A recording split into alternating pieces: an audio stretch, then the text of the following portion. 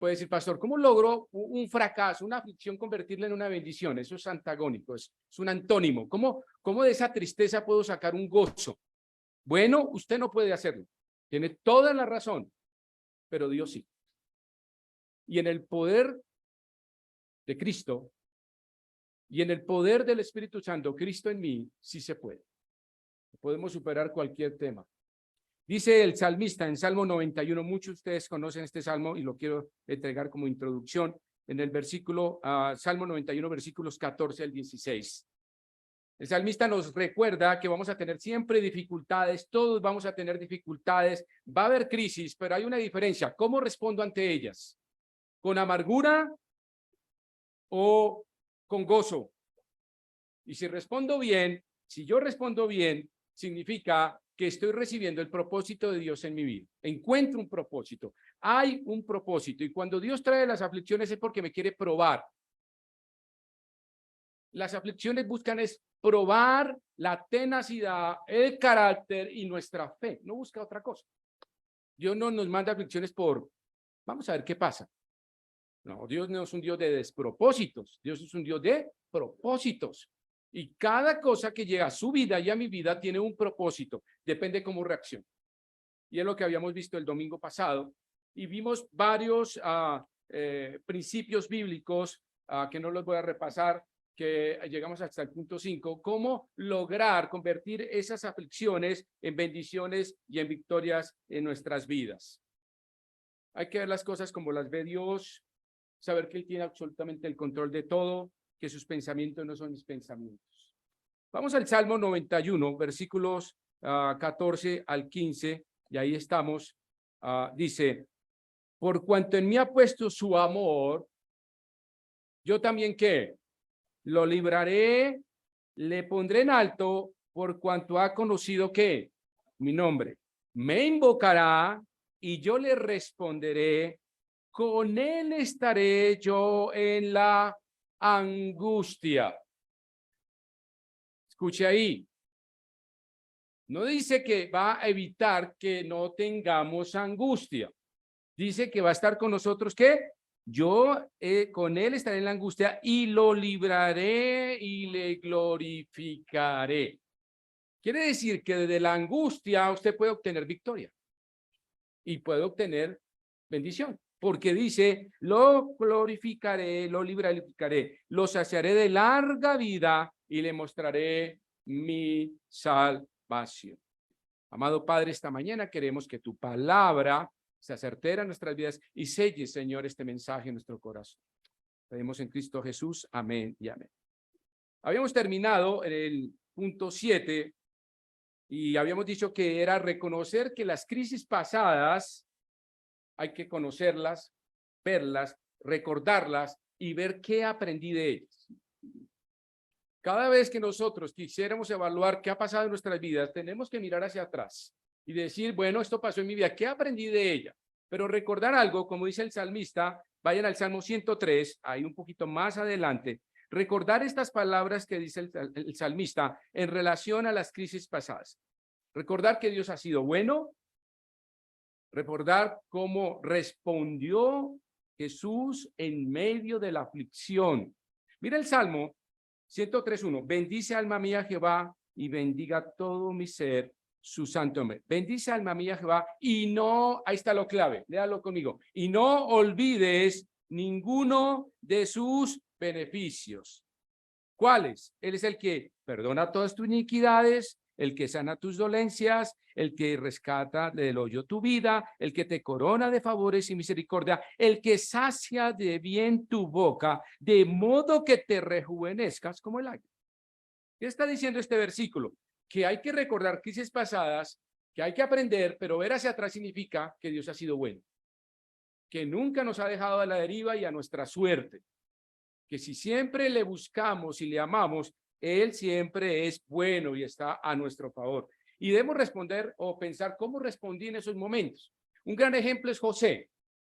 Cuando ustedes leen el libro de Génesis y ven la historia de José en los últimos capítulos, leen la historia de José y es un buen ejemplo de recordar cómo respondió Dios. Siempre él recuerda qué pasó en su vida, pero nunca hay un reclamo.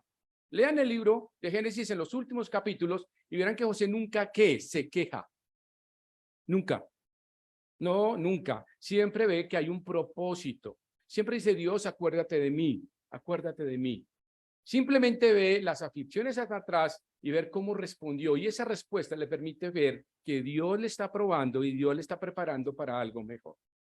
Esa es la vida de José. Entonces, vemos cómo recordar las crisis pasadas y lo aprendido nos da fortaleza en nuestra fe y nos da carácter. ¿Para qué? Vayan conmigo, por favor, a Efesios capítulo 4, versículo 13. Efesios capítulo 4, versículo 13. ¿Para qué necesito yo recordar eso? Bueno, mira lo que dice acá.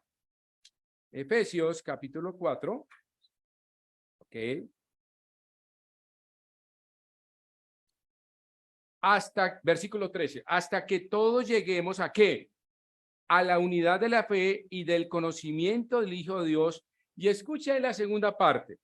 ¿Cuál es el tema acá cuando yo quiero recordar esas crisis pasadas y lo aprendido? Que esas crisis pasadas me tienen que llevar a un propósito, a un objetivo. ¿Cuál? Mira el versículo. A un varón perfecto. Cuando dice varón está incluyendo al género total. Entonces le están diciendo, oiga, los hombres. No, es el género humano. Dice a un varón perfecto. ¿A qué? A la medida de la estatura de la plenitud ¿de qué? De Cristo. Y 1 Corintios capítulo 2 versículo 16 nos habla que debemos llegar a tener ¿qué? La mente de Cristo. Entonces, cuando yo miro hacia el pasado y recuerdo esas crisis y lo aprendido, es para llegar a tener el carácter de ¿qué? De Cristo. Cada prueba me debe hacer más parecido ¿a quién? A Cristo. Tener su carácter, su estatura, su mente. ¿Cómo respondió el Señor a las crisis, a los momentos de aflicción? Dice, yo vengo a hacer la voluntad ¿de qué? De mi Padre. No mi voluntad.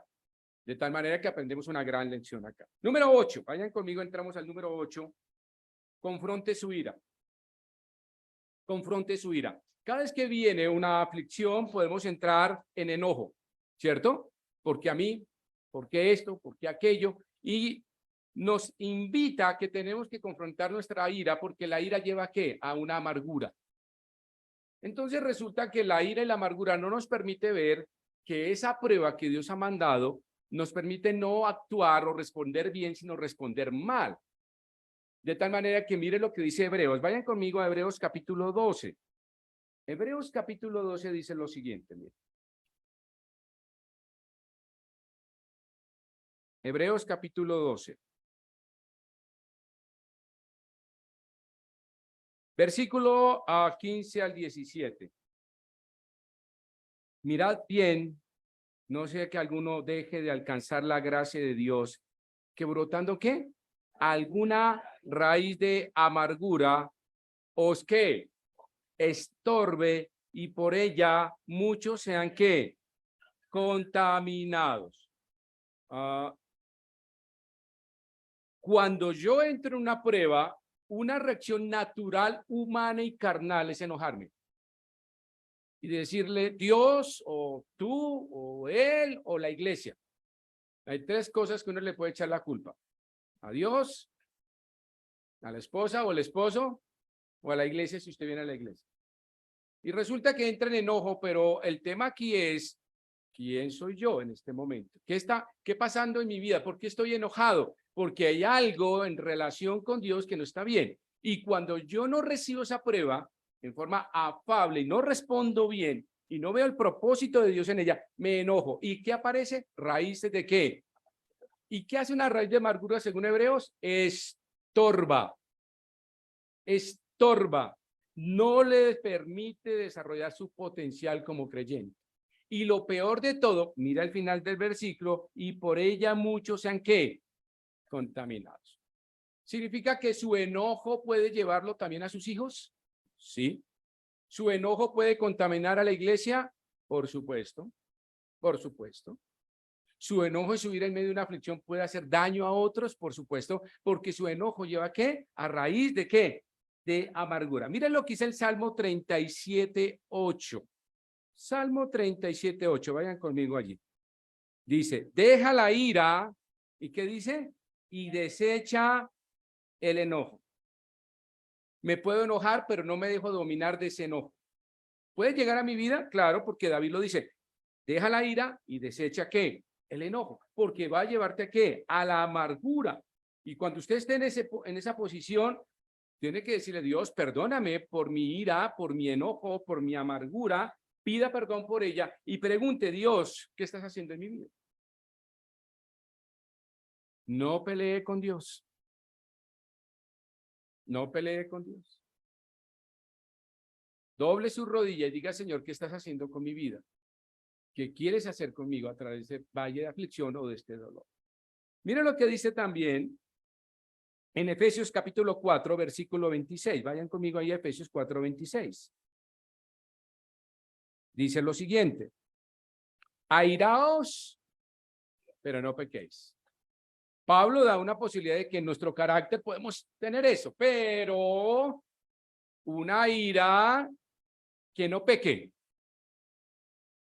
porque ya no es una ira santa o justa, sino una ira pecaminosa, ¿cierto?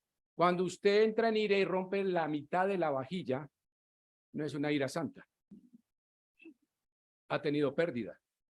Tiene que ir a comprar otra vajilla. Por lo tanto, dice el versículo, airaos, pero no pequéis. No se ponga, ¿qué? El sol sobre vuestro, ¿qué? ¿Qué está diciendo ese versículo? Está diciendo, Pablo está diciendo, diga al Señor, Dios, ayúdame a llevar esta crisis sin enojo. Usted tiene que decirle en oración, Dios, Padre, ayúdame a llevar esta crisis sin enojo. Que no se ponga el sol sobre esto, no. Es decir, significa, resuélvalo antes de que se acabe, ¿qué? El día. Pida perdón, mire su corazón y no permita eso. Confronte su ira, confronte su amargura. Puede tener mucho enojo, pero no permita que el enojo crezca con amargura. No permita que el enojo lo controle y dígale al Señor, perdóname por mi enojo y ayúdame a llevar esta crisis sin enojo, sino bajo tu gracia, bajo tu sabiduría. ¿Por qué? Porque si no, podemos perder el propósito que Dios está haciendo en mí. Si yo entro en enojo, pierdo el propósito. ¿Recuerdan a alguien que se enojó mucho? Jonás. ¿Recuerdan? ¿Recuerdan a Jonás? Y Jonás se enojó mucho, ¿cierto? Y perdió el propósito que Dios quería en su vida, hasta que Dios lo tuvo que sacudir y dice, ¿por qué te enojas? No, yo soy Dios de gracia y Dios de juicio, pero hoy he extendido mi gracia hacia Nínive. Y es muy interesante cómo Dios perdona a Nínive. Jonás estaba enojado porque sabía que los asirios tiempo atrás habían llevado a los judíos de ganchos en sus narices, amarrados, encadenados y los había llevado como esclavos. Y había hecho pues grandes torturas al pueblo de Israel. Y cuando dice Dios, predícale a Nínive porque lo voy a enjuiciar, Jonás, se puso feliz inicialmente, pero luego le dijo el Señor, vamos a predicar, pero ellos se van a arrepentir. Y Jonás se enojó. Y le dijo, Dios, no, destrúyelo. Y dijo, no, tengo misericordia. Y se plantó debajo de una mata, ¿se acuerdan? Totalmente, ¿qué? ¿En la qué? En la calabacera. Y se enojó con Dios. Y perdió eso. Perdió que Dios quería un propósito en su vida hasta que lo entendió y tuvo que recorrer el mar, volver y allá está. No permita que su enojo le quite lo que Dios quiere hacer en su vida. Permita que Dios en su gracia y su amor trabaje en su vida. Veamos el número 9. El número 9 habla de ríndase a la voluntad de Dios. Ríndase a la voluntad de Dios. ¿Por qué? Porque Él lo ama. Permita que Dios, como el buen alfarero, siendo usted el barro, moldee su vida y dígale, Señor, aquí estoy. ¿Cuál es tu voluntad? Dice la Escritura que el barro no le puede decir al alfarero, hazme así, sino que el alfarero toma el barro y en su experiencia, en su arte, forma ese barro y le da una utilidad, le da una forma para servir. De tal manera que estamos diciendo aquí, Señor, yo me rindo a tu voluntad. Y uno puede decir, Señor, voy para la cuarta aflicción. ¿Y qué tiene que decir uno? Estoy bien. Señor, vamos para la quinta. No hay quinto malo, pero estoy bien. Es rendirse a la voluntad de Dios porque Dios, ¿qué? Nos ama. Y a veces pensamos que las cosas que llegan a nuestras vidas son dolorosas. Claro que sí, y hacen daño a veces muy profundo en nuestro corazón. Pero Dios tiene un propósito porque nos ama. No es por dañarnos o hacernos un daño, sino que ver cómo respondemos y que hay un propósito detrás de él. Vayan conmigo, por favor, a Primera de Juan, capítulo 4, versículo 10. Hablando de que Dios me ama. Y si Dios me ama, su voluntad es perfecta. Yo no conozco todo el cuadro. Yo les daba el ejemplo. Cuando un pintor comienza a dar las primeras pinceladas, uno no sabe qué está haciendo. Aún más, en los bocetos iniciales se ven horrorosos. Pero cuando termina la obra, uno dice, qué maravilla. Así funciona.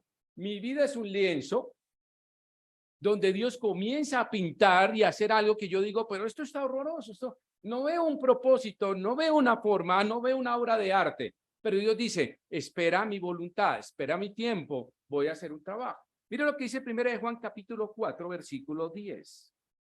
En esto consiste el amor, no en que nosotros hayamos amado a Dios, sino en que Él nos amó, ¿a quién?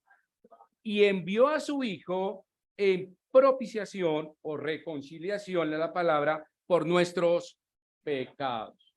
Significa esto que no, yo me rindo a la voluntad de Dios porque Él me ama, nos ama. Y el que ama nunca hace daño. Siempre hará cosas que tengan propósitos, que tenga una razón en nuestras vidas. Por eso dígale, Señor, esta es tu voluntad, la acepto. Permíteme vivir bajo tu voluntad. Hay un versículo bien lindo en Salmo 36, vayan conmigo allí. Salmo 36, que habla de ese amor de Dios. Salmo 36, versículo 7. Dice, cuán preciosa, oh Dios, es tu misericordia. Por eso los hijos de los hombres se amparan bajo la sombra de tus alas. Y el versículo 9. Porque contigo está el manantial de la vida y en tu luz veremos que la luz. Cuán precioso, dice el salmista, es tu amor. Y el amor de Dios, aunque en las circunstancias pensamos que no está, Él está ahí. No lo dude. Su amor y su misericordia, como dice el salmista, es maravillosa, es preciosa. Por eso de los hijos de los hombres se amparan bajo la sombra de tus alas. Dios nos ama. Y nos quiere recoger como los polluelos y ponernos bajo sus alas. Porque nos ama. Mira el versículo en Isaías 49:15. Por favor, avancen un poquito más adelante, dos libros. Isaías 49:15. Mira lo que dice en relación a rendirnos a la voluntad del Señor. ¿Se olvidará la mujer de lo que dio a luz para dejar de compadecerse del hijo de su vientre? Es una pregunta retórica. El profeta lo hace y hace un ejemplo de la madre y es bien interesante. ¿Se olvidará la mujer? Y uno pregunta, ¿será eso posible? Y mire lo que contesta el profeta bajo inspiración. Aunque olvide ella, yo pregunto, ¿habrán madres que olvidan sus hijos? Sí, sí, sí. Y Isaías dice, ¿habrá un corazón de ese tamaño de que olvida sus hijos? Dice el salmista, Isaías dice, sí, sí. Porque la humanidad estamos hechos de eso. No es amor, nosotros no amamos por naturaleza, es algo que siempre más prevalece el pecado y nacemos bajo pecado y somos pecadores por nacimiento, por herencia y por práctica y decisión. Pero mire lo que dice aquí, es muy interesante, lo que dice a la luz de la inspiración y dice lo siguiente, aunque olvide ella, yo, ¿quién? Dios, nunca, ¿qué dice? Me olvidaré de ti. Eso es amor. Y uno dice, pero eso puede pasar. ¿Qué dice el salmista? Dice, aunque mi padre y mi madre me dejare, con todo ¿qué? ¿Hay padres que dejan a sus hijos? ¿Hay madres que dejan a sus hijos? Sí, claro, por supuesto. La Biblia no se equivoca, conoce el corazón del ser humano y sabe que el ser humano alberga solo ¿qué? Pecado, carnalidad. Pero dice Dios, yo nunca me voy a olvidar. Eso es amor. Entonces, responda y ríndase a la voluntad de Dios. ¿Por qué? Porque Dios le ama. Y si Dios le ama, hará siempre lo mejor por nosotros. Ahora, esta es la voluntad de Dios. Salmo 48. Vayan conmigo al Salmo 48.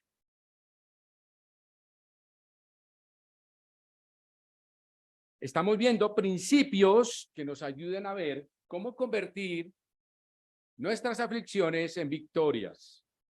Cómo lograr que un dolor se convierta en bendición. Y hemos visto, recordar las crisis pasadas y ver cómo Dios fue de bueno. Vimos cómo confrontar esa ira, no andar en ira, ¿no? Sino no se ponga el sol sobre nuestro enojo, sino que desechemos la ira y el enojo y permitamos que Dios maneje nuestras vidas. Y aquí estamos viendo rindas a la voluntad de Dios. Salmo 48, mire lo que dice. El hacer tu voluntad, Dios mío, me ha agradado. Cuando nosotros nos rendimos a la voluntad de Dios, todo es posible en soportar las aflicciones de la vida. Cuando usted anda en su voluntad, en sus fuerzas, en sus decisiones y no consulta a Dios, pues ese dolor se va a convertir en un dolor tan inmenso, tan profundo, tan crónico, que posiblemente sucumba ante él. Pero cuando nosotros hacemos la voluntad de Dios, ya no cargamos ese dolor. ¿Lo carga quién? Dios, Jesucristo. Y mire lo que dice aquí el versículo. Hacer tu voluntad, Dios mío, me ha agradado. Y tu ley está en medio de ¿qué? De mi corazón. ¿Cuál es la ley? La palabra de Dios. Entonces, cuando nosotros nos rendimos a la voluntad de Dios y nos rendimos de acuerdo, como dice aquí el salmista, me ha agradado, me satisface, es lo mejor que me ha pasado. Y en tu ley, en medio está en mi corazón, la he puesto, me permite saber y entender cuál es la voluntad de Dios. Si yo me rindo a Él, comienzo a entender, Dios, ¿qué estás haciendo en mí? Dios se comienza a develar y empieza uno a entender el cuadro y empieza a ver las pinceles y dice, ah, ya entiendo. Ya sé por qué estoy pasando por esto. Y hay cosas que tenemos que ir descubriendo a través de la voluntad de Dios. Muy bien, sigamos con el número 10. Quiero compartirles. De gracias. Y es muy difícil dar gracias en medio de la aflicción. ¿Quién puede decir cuando pierde un ser querido? Gracias a Dios porque perdí a un ser querido. Es muy difícil, ¿cierto? O alguien que lleva 20 años en un trabajo y ya de pronto le dicen adiós. Y uno, pero, wow. Y uno sale contento. Ay, gracias Dios, estoy sin trabajo.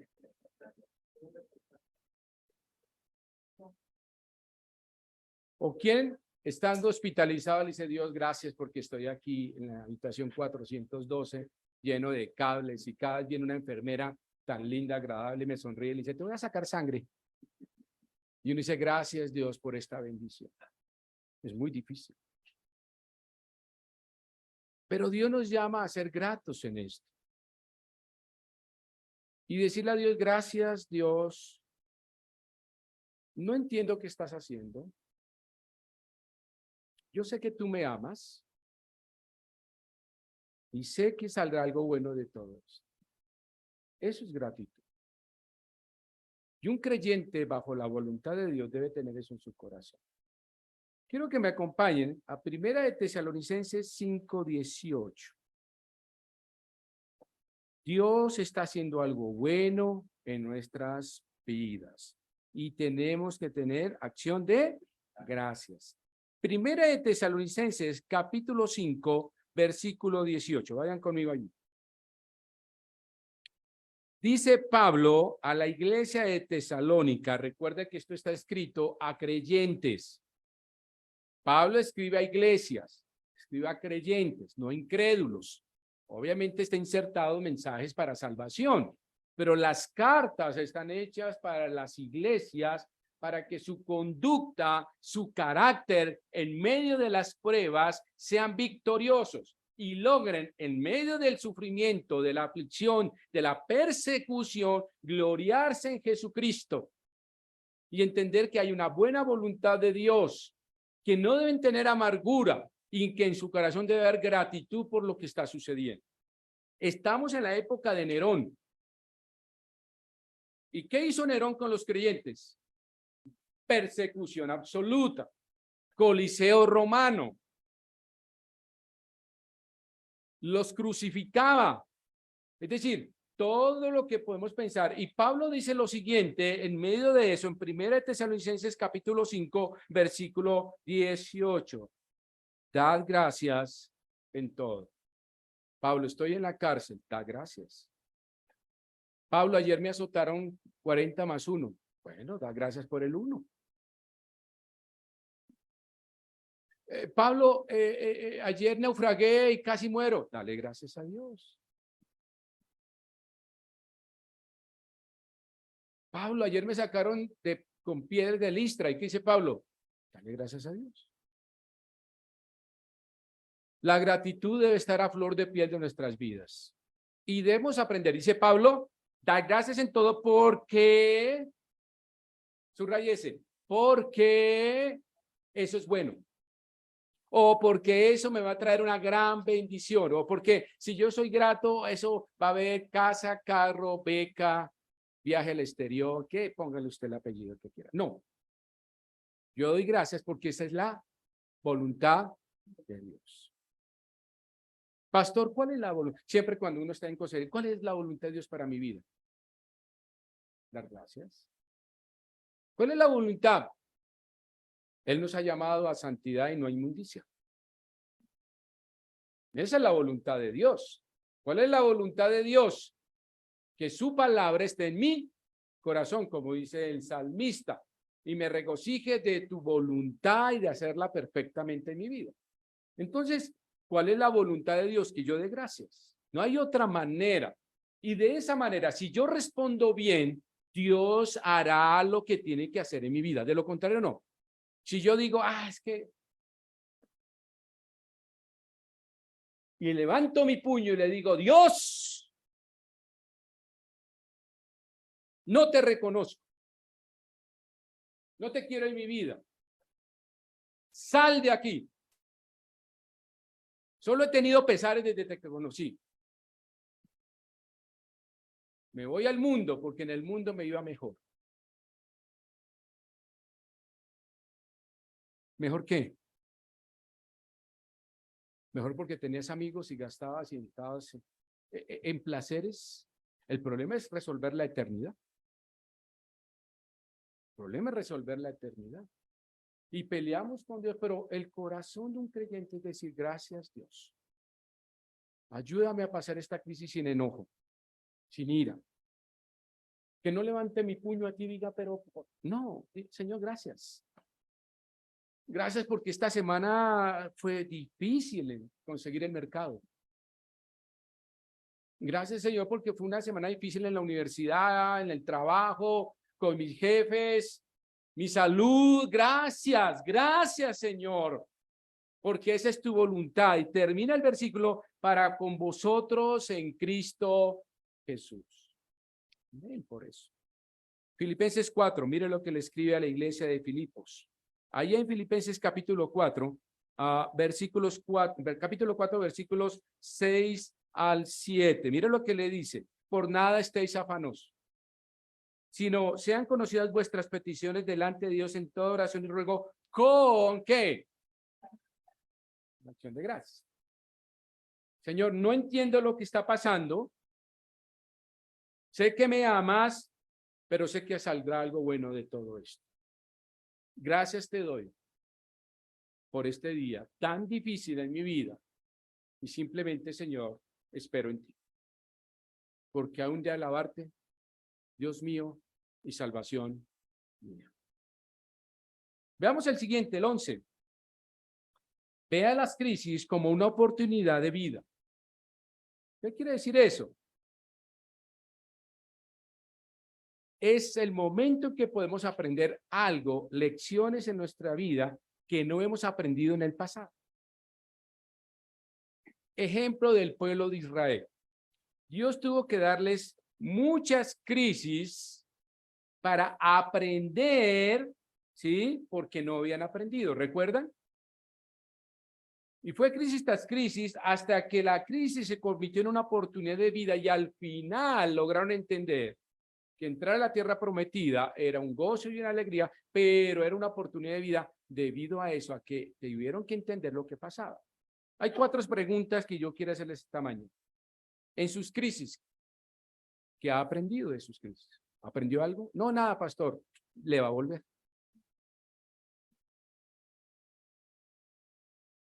Le va a volver. ¿Por qué? Porque no aprendió. Sencillo. Respondió mal, no lo hizo, subió su mano, no dio gracias, lleno de ira, no entró en la voluntad de Dios, no dejó que Dios tuviera el control. Mis pensamientos no son vuestros pensamientos, mis caminos vuestros caminos, porque así como de alto es el cielo, son mis caminos que vuestros caminos. Entender a Dios nunca, escúcheme, pero simplemente hay que obedecerle. A Dios no hay que entenderlo. Nadie podrá entenderlo, pero sí podemos obedecerle. Ahora, bien interesante, ¿qué corrigió? Tengo una pregunta, ¿usted corrigió algo? Nada. Le va a volver otra vez. ¿Para que usted qué? Corrija. Aprenda a corregir eso. Tercera pregunta, ¿qué restauró? ¿En medio de esa aflicción usted restauró lo que dañó? No, pastor, solo pedí perdón. ¿No restauró? Le va a volver. Porque le faltó la segunda parte, restaurar a su esposa, a su esposo, a sus hijos, a un hermano de la iglesia, a su vecino, a su mamá, a su papá, a sus hijos. Entonces, si usted no aprende y no restaura, va a volver a tener ¿qué? La aflicción. Porque Dios está buscando que usted ¿qué? Que la crisis sea una oportunidad de vida para que corrija, cambie, restaure. Y la última pregunta, ¿se santificó a través de esa aflicción?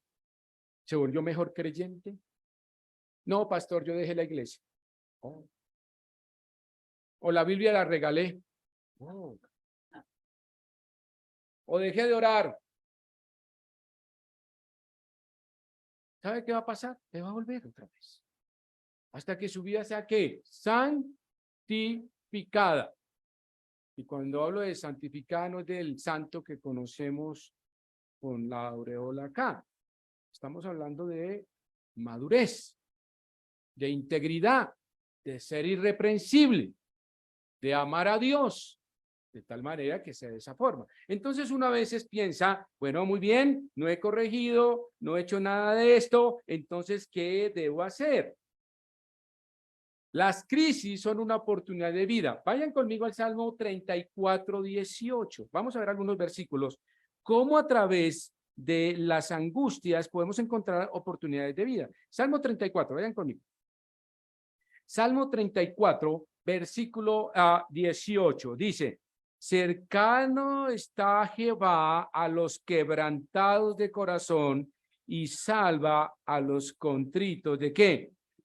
Ok. ¿Dónde Dios se acerca? Aquella persona que ve en medio de la crisis una oportunidad de vida, a un corazón que contrito. Él se acerca. Pero si usted dice, no quiero aprender, yo quiero seguir en mi camino, no corrijo, no restauro, voy a hacer lo que yo quiera, Dios no se va a acercar. Es imposible. Dios se acerca cuando está su corazón, ¿qué? Dispuesto. Mire lo que dice, por favor, Salmo 23:4. ¿Lo conocen? Muy bien. Aunque ande en valle de sombra y de muerte, eso es aflicción, dolor, aquí hay una oportunidad de vida. Mire la que dice, no temeré mal alguno porque ¿qué? Tú estarás conmigo, tu vara y tu callado me infundirán aliento. ¿La aflicción trae una oportunidad de vida? Claro que sí, porque tú estarás ¿qué? Conmigo. Y esa es la oportunidad que usted tiene para volver a corregir, para aprender, para restaurar y para que su vida sea santificada, digna del Señor. Por eso Pablo dice en Romanos capítulo 12, dice, para que presentéis vuestros cuerpos, ¿qué? Como un sacrificio vivo y santo. Vivo y santo, agradable a Dios. Por eso las crisis son una oportunidad de vida para corregir. Mire lo que Dios quiere hacer en su vida. Dios está haciendo y es una oportunidad que Dios está formando en su vida. No se niegue a entender que a través de las pruebas puede haber bendiciones. Siempre búsquenlas. Ahí están. Vayan conmigo al Salmo 34:4. Avancen un poquito. Mire lo que dice esa oportunidad de vida. Dice, busqué a Jehová. ¿Y qué dice? ¿Y él qué? Me oyó. Qué lindo, ¿no? Mire lo que dice ahí. Y me libró de todos mis temores. Cuando yo busco a Dios en medio de la aflicción, voy a encontrar una oportunidad de vida. ¿Cuál es esa oportunidad de vida? Mire lo que dice tan lindo. Y él me oyó y me libró de todos mis temores. ¿Eso es una oportunidad de vida? Sí, pero si usted busca a Dios. Si no, no va a tener esa bendición. Él le va a librar de todos sus temores. Cuando habla de la palabra temor, hay un sinónimo ahí que habla de depresión, tristeza, desesperanza, dolor, miedo, crisis de pánico. Y de todo eso le puede librar el Señor porque es una oportunidad de vida que a través de un momento difícil, si usted busca a Dios, Él le va a oír y le va a librar de todos sus temores. Pastor, ¿qué será el día de mañana? Cada día trae su propio afán. Pastor, ¿y qué será esto? Bueno, nuestra vida es nieblina, pero tranquilo. Si Dios quiere, Él lo hará. No se preocupe. Trabaje por Él hoy. Mañana Dios tiene el control. No se preocupe. No está hablando de que seamos descuidados, ni que no planeemos, pero está hoy hablando de que no nos afanemos. Porque Dios tiene ¿qué? El control. Y veamos el otro versículo que quiero compartirles, bien lindo. Ahí en 2 de Timoteo, capítulo 1, versículo 7. En 2 de Timoteo 1, 7. Vayan conmigo. 2 de Timoteo, capítulo 1, versículo 7. Porque Dios no nos ha dado ¿qué? ¿Espíritu de qué? Sino de ¿qué? De poder, de amor y de dominio ¿qué? Propio. Propio. Por eso cada aflicción de la vida es una oportunidad para una oportunidad de vida y de transformación en nuestra vida, porque Dios nos ha dado un espíritu de ¿qué? De poder. ¿Cuál es? El Espíritu Santo. Hechos capítulo 1, versículo 8, ¿qué dice? ¿Y recibiréis qué? Poder. Cuando haya venido ¿qué? Sobre vosotros. Y me seréis y vi una serie de responsabilidades y trabajos. Pero ese que está hablando acá, Timoteo, está hablando exactamente de eso. No nos ha dado un espíritu de cobardía, sino un poder de amor y de dominio ¿qué? Propio. Por eso las crisis son una oportunidad de vida, si yo permito que Dios haga su trabajo en nuestras vidas. Muy bien. Vamos al 12, nos quedan 2, ya termino esta mañana. Mira lo que dice en Primera de Tesalonicenses 5:17, vayan conmigo. Primera de Tesalonicenses 5:17, bien conocido por ustedes y que todos conocemos, es la oración. No hay cosa mejor que mejore nuestra, ahí sí mejore y mejor, redundante, pero mejore nuestra vida de oración que sean las crisis. Las crisis nos llevan a ser verdaderos hombres y mujeres de oración. Llega una crisis y el WhatsApp me suena. Pastor, ore por esto. Suena el WhatsApp para el grupo de oración de damas los martes y Fernando, oremos por esto. Y no hay cosa mayor en nuestras vidas que nos mueva, son las crisis, la oración. Pero la pregunta es, ¿tengo que esperar hasta que llegue la crisis para ser bueno en oración? No.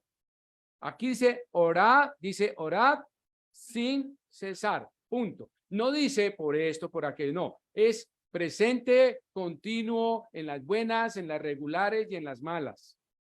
Y por eso las crisis a veces pasa eso.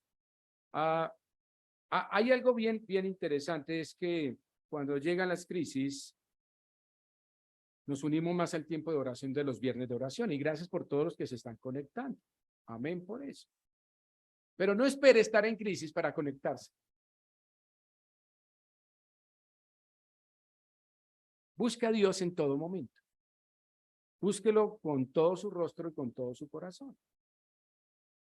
No caiga en el juego de Satanás diciéndole, no te preocupes, no hay que orar mucho, no seas tan fanático, no seas tan lambeladrillo, no vayas tanto a la iglesia, mantén un perfil bajo, no te preocupes.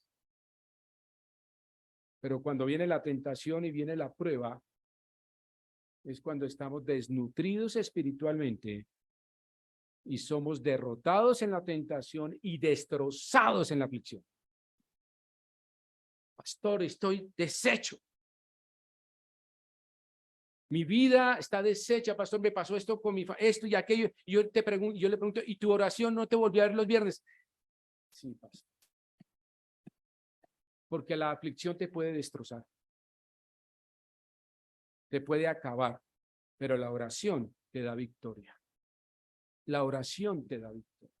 Pablo le dice a la iglesia tesalónica, oren sin cesar, sin descanso, porque Dios oye. Mire, Salmo 4:3, lindo ese versículo, se lo regalo, tremendo versículo, tremendo. Salmo 4:3, vayan conmigo ahí. Es un versículo tremendo en la Biblia, me encanta. Dice 4:3 lo siguiente. Salmos capítulo, perdón, Salmo 4:3, sí. Temblad, perdón. Temblad. ¿Y qué dice? 4:3. Sabed pues que Jehová ha escogido al piadoso para sí.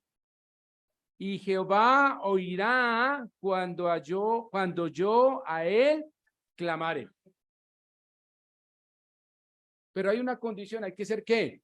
Mire el versículo. Sed pues que Jehová ha escogido al piadoso para sí.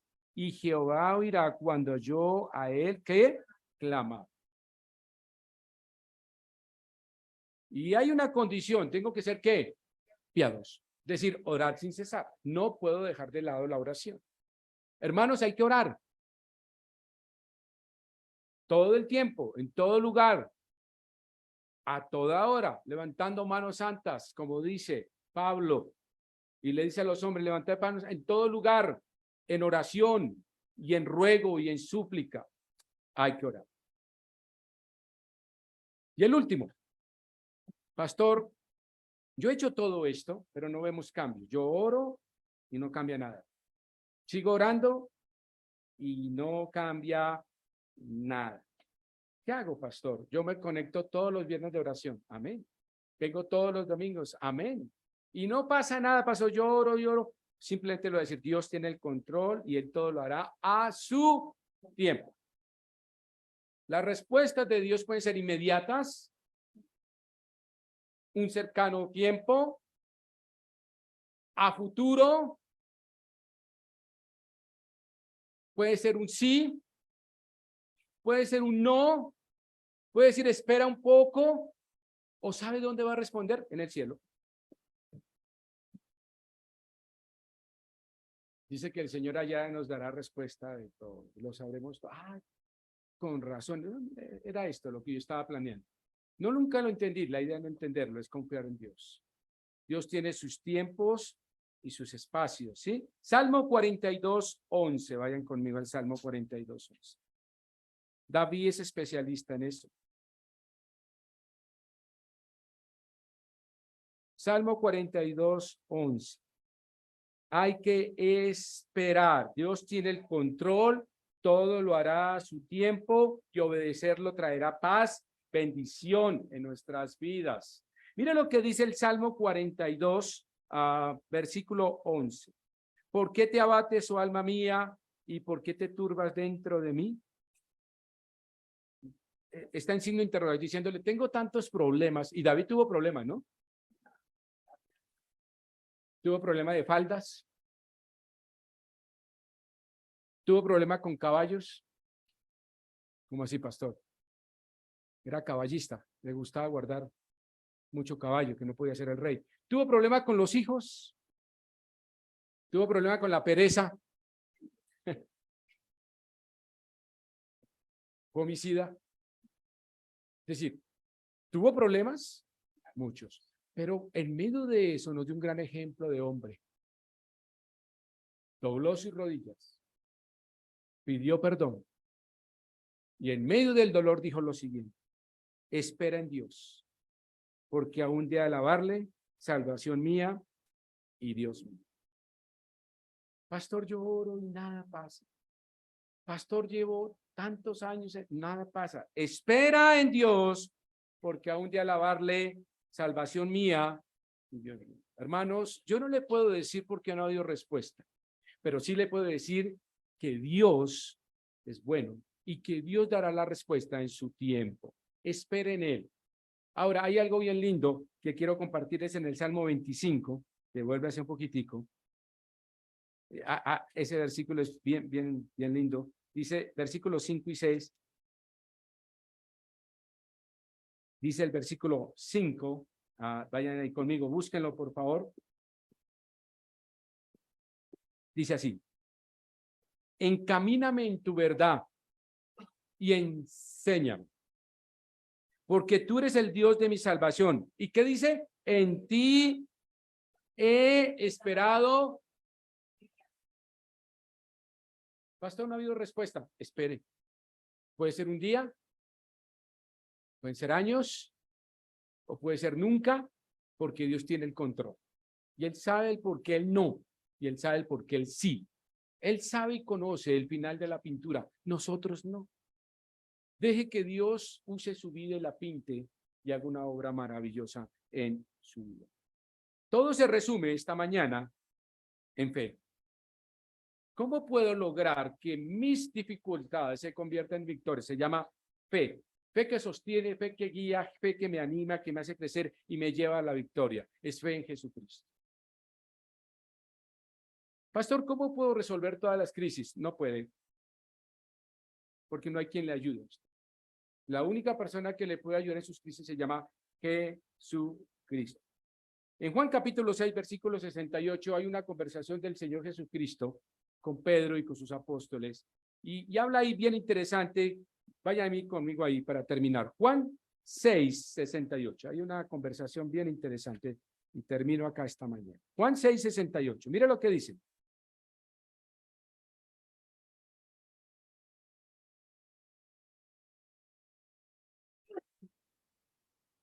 Dijo entonces Jesús a los 12, versículo 67, ¿queréis acaso iros también vosotros? Cada uno buscó su forma de irse, pues, sus disculpas. Y luego le respondió Simón, pero Señor, ¿a quién iremos si solo tú tienes qué? Palabras de vida eterna. ¿Quién le puede ayudar en sus crisis? Jesucristo. No busque a nadie más. No hay otra respuesta en su vida. Solo Jesucristo puede responder a eso. Señor, ¿a quién más iremos si solo tú tienes qué? Palabras de vida eterna. La peor crisis de su vida, le voy a decir cuál es: irse al infierno. Hoy es el día de salvación.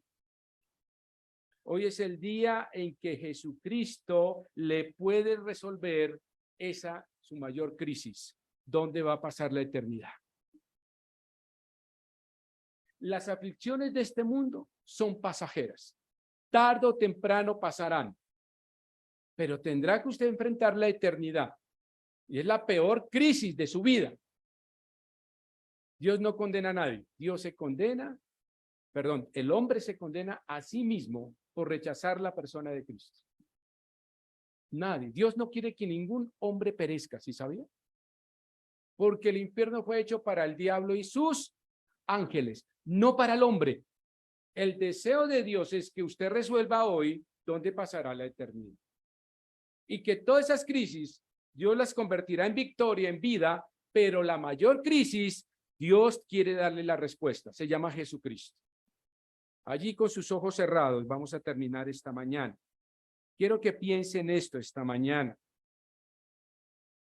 Si usted rechaza a Jesucristo, escúcheme bien, no tiene quien le ayude en las crisis.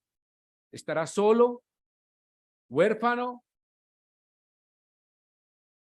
sin que nadie le respalde en sus momentos más oscuros de la vida. Si usted rechaza a Jesucristo, no tendrá palabras de vida eterna. Pero hoy es el día de salvación y puede decir, pastor, mi vida ha sido un desastre, mi vida ha tenido muchas crisis, vivo en dolor, ahora deseo recibir a Cristo. Y mi invitación es esa.